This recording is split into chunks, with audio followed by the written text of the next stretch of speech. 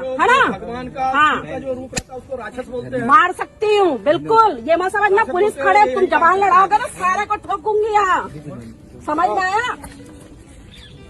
ज्यादा अगर दमता दिखाया ना, अगर सेक्टर में आकर तो यही गाड़ के रख दूंगी, बता देती हूँ। तो जैसा कि आपने देखा कि यहाँ पर जो है प्रचारकों को बोला जा रहा है कि यहाँ मत आना, वहां मत आना, ये मत करना, वो मत करना, मार देंगे, ये कर देंगे, वो कर देंगे।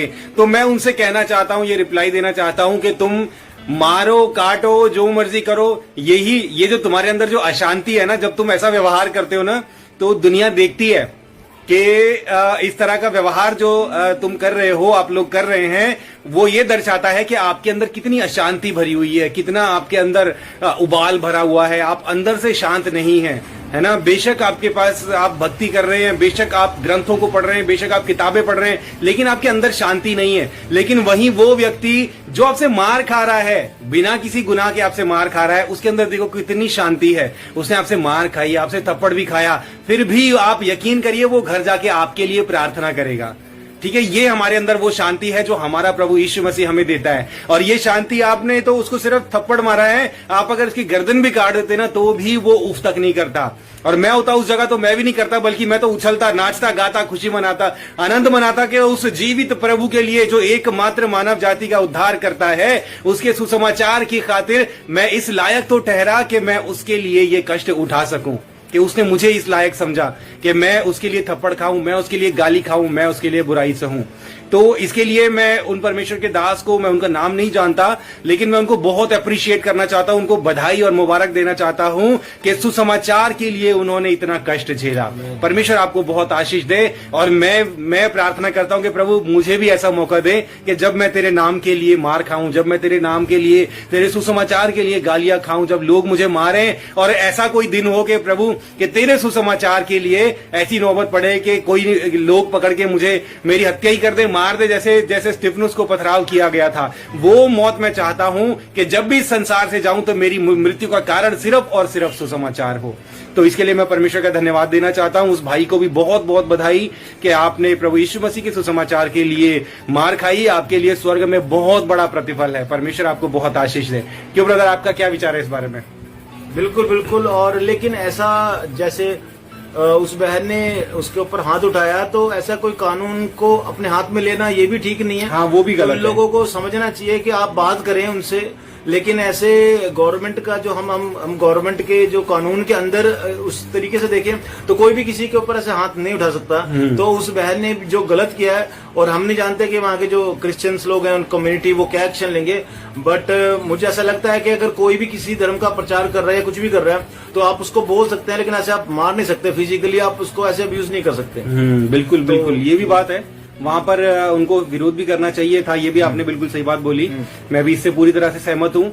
विरोध करना चाहिए, क्योंकि ऐसे किसी को मारने का अधिकार नहीं। और पुलिस वाले तो वहाँ सामने ही खड़े हैं, उनको बोलना चाहिए कि बताओ आप हमें किस गुनाह के लिए मार रहे हो। मैंने एक और वीडियो देखी है, उसके अंदर चर्च के अंदर पास्टर कोई माइकल थे, वो चर्च लगा रहे हैं। तो वहां पर क्या हुआ, वो लोग आके एकदम से आई कार्ड मांगने लगे कि तुम अपने आई कार्ड दिखाओ, तुम्हारा क्या नाम है, आधार कार्ड दिखाओ। हाँ। और मांगने लगे, और उसके बाद किसी ने नाम बताया कि मेरा रमेश है, तो कह रहे तुम तो हिंदू हो, तुमको कन्वर्ट किया जा रहा है यहाँ पर। और उनकी सभा को ऐसे खलल डाल दिया। लेकिन मैं आपको बताता हूँ कि आप गुरुद्वारे में जाना, वहां पर आप पूछना किसी से किसी का नाम, वहां पर भी तो लोग हिंदू मुस्लिम, वहां पर भी तो सभी जाते हैं। लेकिन जब एक चर्च में जब लोग जाते हैं तो वहाँ नहीं, तो धर्म चेंज हो जाता है। वो भी लेकिन गुरुद्वारे में जा रहे हैं तो किसी का धर्म चेंज नहीं हो रहा। हाँ, और वो छोटे बच्चे थोड़ी हैं कि उनको पकड़ के टॉफी दे के अंदर बिठा दिया। वो समझदार है भैया, अपनी मर्जी से बैठे हैं। आपने क्या ठेका ले रखा है क्या दुनिया का, आके दुनिया को आप रास्ता दिखाओगे? वो अपनी मर्जी से बैठे हैं, आप कौन होते हो रोकने वाले? ठीक है ना। वहां पर मेरी, ये भी बिल्कुल सही बात बोली आपने। मेरी समझ में भी वहां पर एक भी व्यक्ति ने ये नहीं बोला कि मुझे जबरदस्ती बुलाया गया है। हाँ। सब अपनी मर्जी से प्रचार चल रहा है। वही तो। अगर हम किसी धार्मिक जगह पे अगर कोई आगे में बैठ रहा है तो क्या हम ये बोले कि यहाँ से चले जाओ? हाँ, तो यही है। वहां पर उन लोगों को, जो सब लोग बैठे हैं विश्वासी, उनको तुरंत खड़े हो जाना चाहिए था। कौन हो भाई तुम, यहाँ पर क्यों घुस गए हो? हम अपनी मर्जी से बैठे, तुम कौन होते हैं हमें पूछने वाले हैं? हैं आपको इंस्पेक्टर हो क्या, सीआईडी हो क्या, हम अपनी मर्जी से बैठे हैं, तुमसे पूछ के करें हम कोई काम के भैया हमें ये करना है और वो करना है। तो वहां पर जो विश्वासी है उनको स्टैंड लेना चाहिए था। इसको अगर हम दूसरे तरीके में देखें कि कोई हिंदू कोई प्रोग्राम हो रहा है, वहां पर जाके ईसाई लोग पूछने लगे कि या कोई भी दूसरे धर्म का कोई आगे पूछे उनसे कि आप ये कर रहे हो, ये क्यों कर रहे हो, किसने परमिशन दी, वहां परमिशन की भी बात हो रही थी कि ये प्रोग्राम करने की किसने परमिशन दी, तो क्या वहां पे क्या माहौल बनता वहां पे। लेकिन हम नहीं देखते, लेकिन मसीही प्रोग्राम के अंदर ये लोग आके पूछते हैं कि कैसे कर रहे हो, क्यों परमिशन कर रहे हो। लेकिन कभी क्रिश्चियन कोई भी क्रिश्चियन व्यक्ति किसी भी प्रोग्राम में, किसी और के प्रोग्राम में जाके कभी नहीं पूछता कि तुम ये किस बेस पे कर रहे हो। अगर हम लोग जाके पूछने लगे तो हमें भी पता चलेगा। अगर हम लोग जाएं, हो सकता है कि मैं शायद जाऊं भी, और तो हम देखेंगे कि वो लोग भी काफी मात्रा में इकट्ठे होंगे, और हो सकता है कि कोविड के जो रूल्स हैं वो भी फॉलो नहीं कर रहे होंगे। बट हम कंट्रोवर्सी ऐसी क्रिएट नहीं करना चाहते, ऐसा माहौल नहीं बनाना चाहते।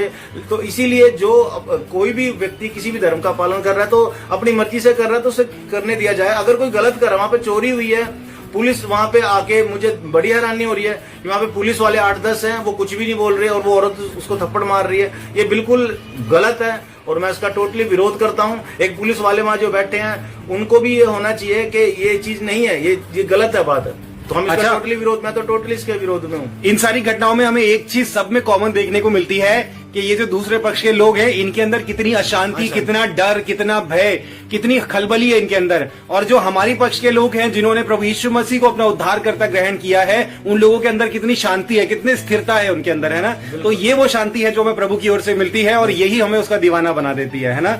तो आप लोगों के लिए भी यही संदेश है। आप लोग इतने अशांत हैं, एक बार जीवन में बाइबल पढ़ के देखिए, यीशु मसीह को अपना जीवन दे के देखिए, उसको उसके बारे में जानकर देखिए, आप भी हमारे जैसे उसके दीवाने हो जाएंगे। ठीक है, तो परमेश्वर इसके लिए आपको बहुत आशीष दे। और जो लोग भी सुसमाचार प्रचार कर रहे हैं, मैं उनको कहना चाहता हूं, आप किसी से मत डरिए, खुलकर सुसमाचार प्रचार करिए। आपको एक जगह से भगाया जाता है, दूसरी जगह पे चले जाओ। यहां पर आपको धमकाया जाता है, मारा जाता है, तो कहीं और जाओ। पूरी दुनिया को भर दो, कोना कोना भर दो, सब जगह बाइबल भर दो, वचन भर दो, सब कुछ प्रभु यीशु मसीह का प्रेम भर दो सब जगह पर। जिसको चिल्लाना चिल्लाते रहने दो, जिसको बोलना बोलते रहने दो। हमारा काम है, हम करेंगे और दुनिया की कोई ताकत हमें रोक नहीं सकती। ठीक है, गॉड ब्लेस यू ऑल।